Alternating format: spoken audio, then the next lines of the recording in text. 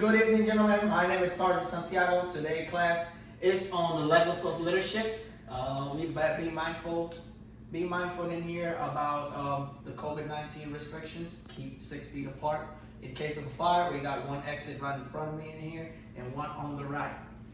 The classification for this assignment is unclassified. Next slide, please. So the risk assessment is the risk for this activity today is low. In case of fire, like I repeat, run to the nearest exit. COVID-19 measures. Keep your mask on if it's necessary, if you don't have the 6 feet of distance. Next slide, please. So the term of learning objective of this activity today, we're going to be talking about what is a leader. What is leadership? How does the Army define leadership, and how does the Army define a leader? Types of leadership. All this information is according to ADP 6-22. Next slide, please. So my first description, what is a leader? In the dictionary, it says a leader is defined as a person who leads, commands a group, organization, or a country. Let's say a governor, or maybe a mayor of one of the cities. Next slide, please. What is leadership? Leadership definition by the dictionary. The action of leading a group, people, or organization, or in this case, like I said before, a country. How does the Army define a leader and leadership? The Army defines a leader as anyone whose virtue has assumed a role, assigned responsibility, inspires, influences people to accomplish an organizational goals. What can I say about this? This is the time when we start as privates in the military. Step by step, we keep growing, getting more knowledge, getting more responsibility, showing up our abilities to lead people, to guide them through the process. And step by step, going to different schools, the Army decides that you can become a leader. All of us are leaders. I'm not resting importance to the other ranks, but step by step, you made it to sergeant. That's the time you gotta have more leadership. Next slide, please. What are the levels of leadership? In the Army, ADP 6-22 got 3 levels, 3 different types of level of leadership. We got the direct, we got the organizational, and we got the strategic ones. Next, in the next slide, we're going to be describing the first one, that is direct. Direct leadership, that's the daily one, face to face. That's the one that we act.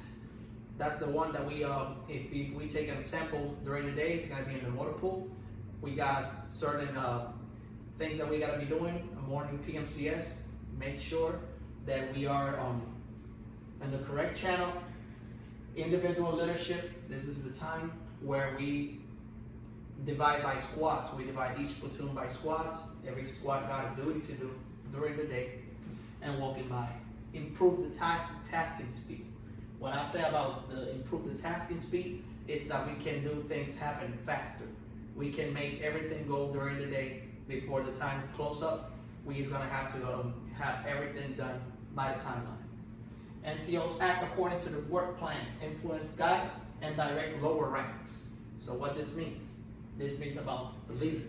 The first line leader, in this case could be a staff sergeant, could be an NCO, could be a senior specialist, taking care of the duties of the day, directing them, making sure that everything is going accordingly of what they need, making sure their needs are the ones getting addressed at the moment, and the specific situation that may have happened during the day.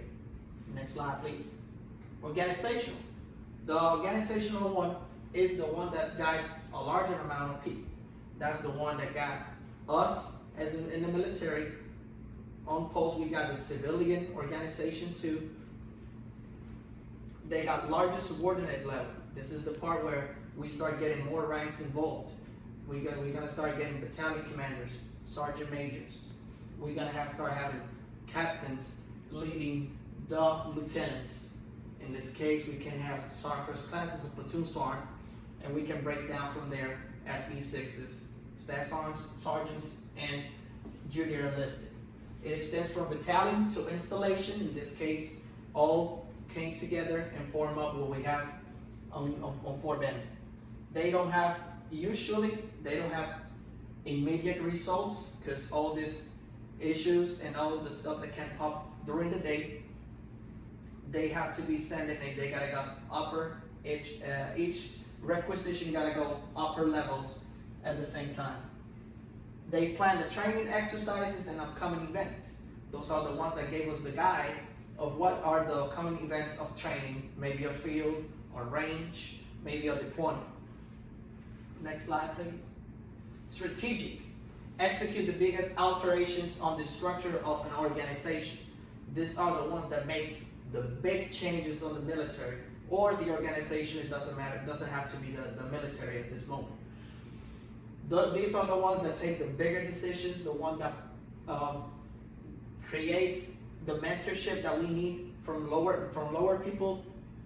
They are wise and informed with decisions. What did I mean about this? What I mean about this is that they have to be wise and pretty informed of what the decisions they're going to take. Why I say this? Because this can cause a bigger issue, a bigger conflict, and make the bigger differences on the organizational ones. They guide and instruct every every decision they take to the organization so that the organization can break it down. Main strategic mentors, I can say examples are the President, the Secretary of Defense, and the Sergeant Major of the Army. These three people can be pretty exact examples of what strategic mentors are. Next slide, please. A leader's attributes. I think this is one of the most important things that we can have present all the time. A good leader promotes Army values, the 7 Army values. A good leader is empathetic to his subordinates, understands them, communicates consistently with them, and his team.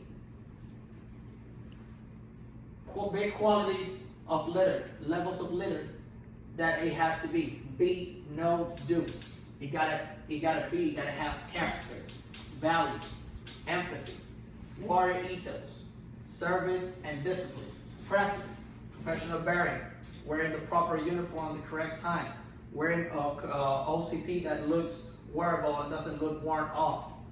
Confidence, you gotta show confidence at a time of taking decisions. You gotta be exact at the moment of thinking about what is the best for his unit or for his subordinates.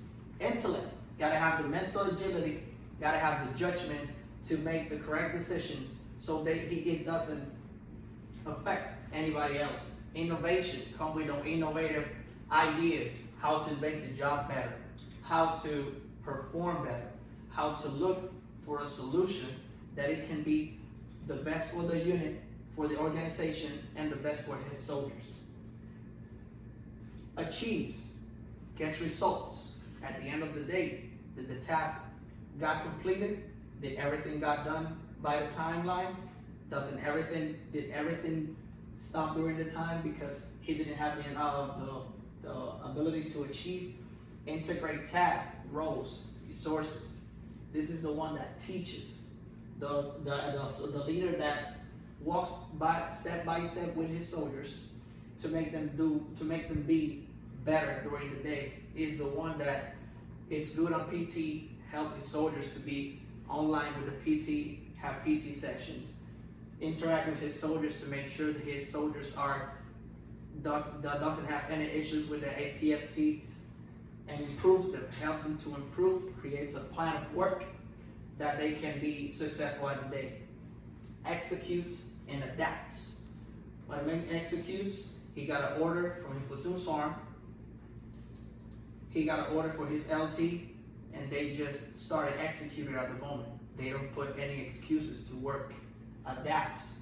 This means that he adapts to every environment that he can have on the process. Develops, prepares self, creates positive environment. A good working environment is always good. A good working environment makes people want to work, want to help. They make people feel more comfort of themselves. Stewards of the profession, promotes the profession. Keep walking step by step. Leads others, builds trust. I think building trust is one of the most important things that we can have in the world. So for me, at least in my case, build trust. I like to work with people that I trust. I like to trust their judgment. Leads by example and communicate. So at that moment, leading, it's by example is one of the most important ones. So we can keep it up. Next slide, please. Summary. So today we discussed about what is a leader, what is leadership, how does the Army define leadership, types of leadership, and leadership attributes. Next slide, please. Before that, I'm going to ask you any questions, comments, concerns. So what happened today? We went over how the Army views leadership, as well as identifying the attributes and competencies of leadership. Any sustainments? Sustainments is a high and motivated instructor, sir. Things that we can do to be a better time next time? I think next time, Sergeant, we'll just try to have a more suitable setting environment for where we do the classroom. So let's go back again one slide. So we discussed what's a leader, what is leadership, how does the Army define leadership, types of leadership, and leadership attributes. For sustainments, keep highly motivated. My highly motivated soldier. Keep a highly motivated soldier, and for the next time, we're gonna make sure we have the correct area, excellent area, so we can perform. Can you go forward one more? References. We got Army Pups, ABP 6-22. This is the one that I use for all the presentation. Next slide, please. After action review, we already ran through that. Next slide. So, you're dismissed.